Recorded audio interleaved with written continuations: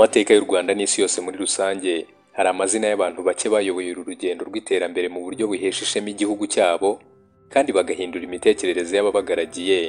Ambasaderi Dr Aissa Kirabo Kakira rero ni umwe muri abo.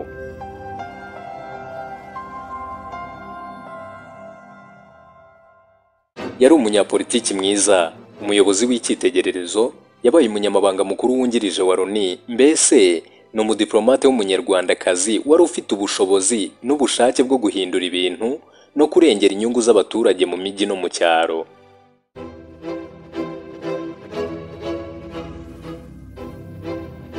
Tugiye kurebera hamwe amavu n'amavuko ya Dr Aissa Kirabo Kakira, twinjire mu buzima bwe bwa politiki yamazemo igihe kirekire, ubundi bidufashe kumenya neza iyi ntwari nubwo yatabarutse yadusigiye amashimwe ki n'uwuhe mukoro kuri twe nk'urubyiruko.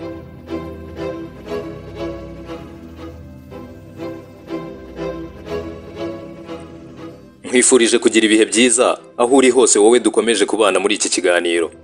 Kora subscribe uraba uteye inkunga iki kiganiro.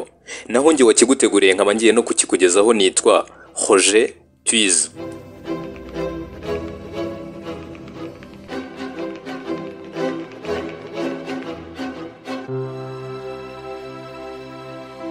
Ambasaderi Dr Aissa Kirabo Kakira yavukiye mu Rwanda mu 1964. Urugendo rwe rw'ubuzima rwari icyitegererezo, rwahereye mu mashuri abanza n'ayisumbuye mu Rwanda, nuko rukomereza muri kaminuza ya Makerere muri Uganda, aho yize ubuvuzi bw'amatungo veterinary medicine.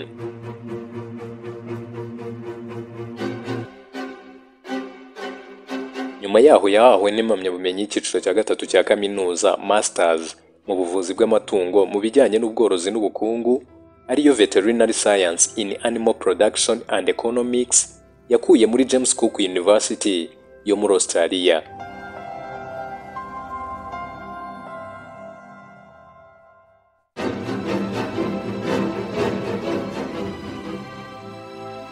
Uretse n'ibyo, Aissa Kirabo Kakira yakomeje kwihugura mu by'imiyoborere, ubukungu n'icungamutungo. Amakuru atandukanye agaragaza ko yari mu rugendo rwo kwigira impamyabumenyi ya MBA y'ubumenyi mu by'imari n'amabanki mu bufatanye bwa Rwanda School of Finance and Banking na Maastricht School of Management yo mu Buholandi.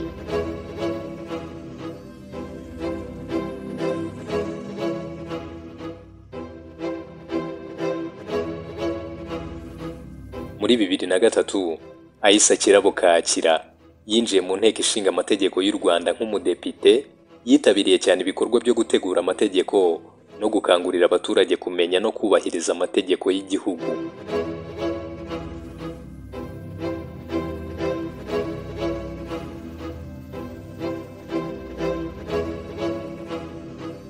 Muri 2006 yatoranyijwe kuba meya w'umujyi wa Kigali.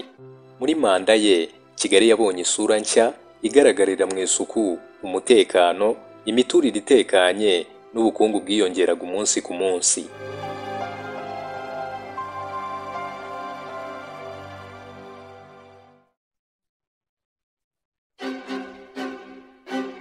Muri 2008, umujyi wa Kigali wahawe ishimwe rikomeye rya UN Habitat Scroll of Honor Award nk'umwe mu mijyi ifite isuku n'imiyoborere myiza ku rwego rw'isi.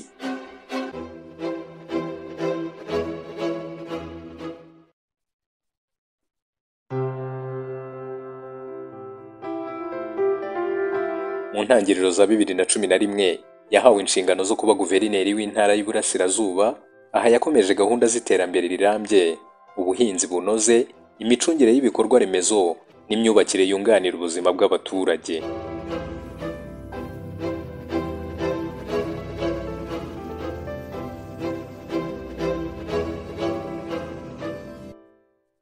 Kuva muri Nzeri ya 2011, Ban Ki-moon wari umunyamabanga mukuru w'umuryango w'abibumbye icyo gihe, yamugize Deputy Executive Director w'ishami ryita ku mijyi n'imiturire UN Habitat, ari naryo ryamuhaye ipeti rya Assistant Secretary General.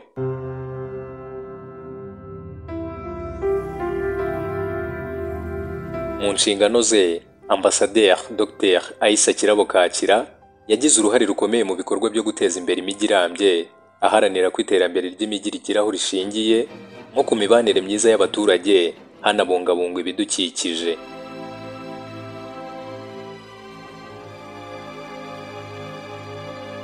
Yagize uruhare mu myiteguro n'isohorwa ry'inama mpuzamahanga ya Loni ku mijyi Habitat 3 yabereye Quito mu murwa mukuru wa Ecuador, aho hari muri 2016 isiga New Urban Agenda nk'urwego rushya rw'amabwiriza mpuzamahanga mu bijyanye n'imijyi.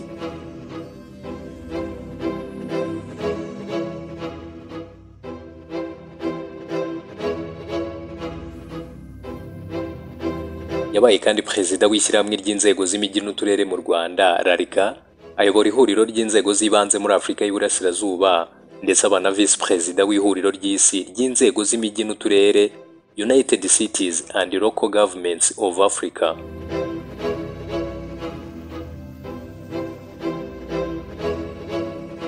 Muri 2020 leta y'u Rwanda yamugize Ambassador and High Commissioner muri Ghana, anahabwa inshingano zo guhagararira u Rwanda mu bindi bihugu nka Benin, Togo, Sierra Leone, Cote d'Ivoire na Liberia.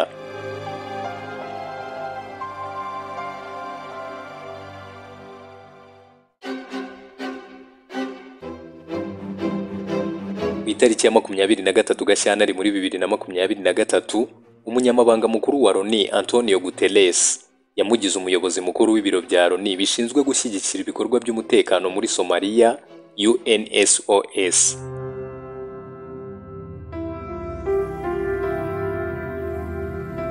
Mu nshingano ze yafatwaga nk'umuyobozi w'ingenzi mu gufasha ibikorwa by'amahoro n'umutekano muri icyo gihugu cyari kimaze imyaka myinshi mu bibazo by'intambara n'umutekano muke.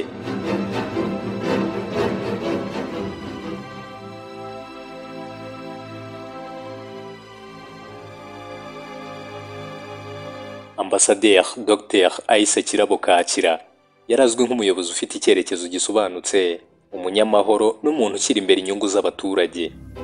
Yari afite ubushobozi bwo guhuza abantu baturuka mu bihugu bitandukanye mu gukemura amakimbirane binyuze mu biganiro no gushyira imbere uburinganire n'iterambere rirambye.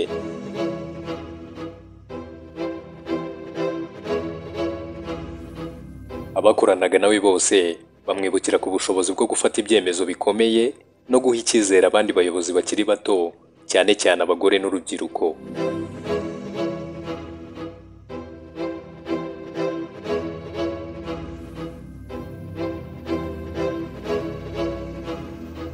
Ku itariki ya 12 Kanama mu mwaka wa 2025, Ambassadeur Dr Aissa Kirabo Kakira yitabye Imana afite imyaka 61 azize indwara.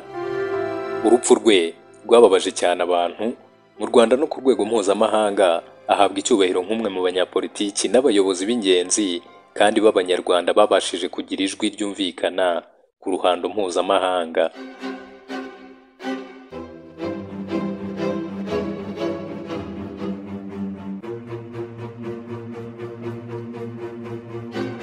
Urugendo rwa Ambassadeur Dr Aissa Kirabo Kakira rugaragaza ko kuyobora bisaba icyerekezo, gukunda igihugu no guharanira ibyiza rusange.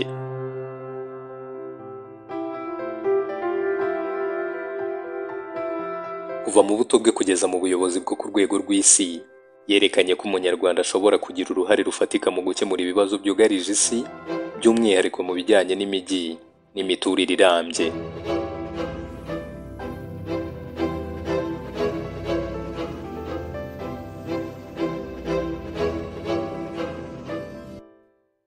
Ngaho reka duterure tukwifuriza iruhuko ridashira ryuzuyemo amahoro aho wicaye ijabiro kwa Jambo, tugira tuti ntwari ntukazime duhari kandi waradukoreye.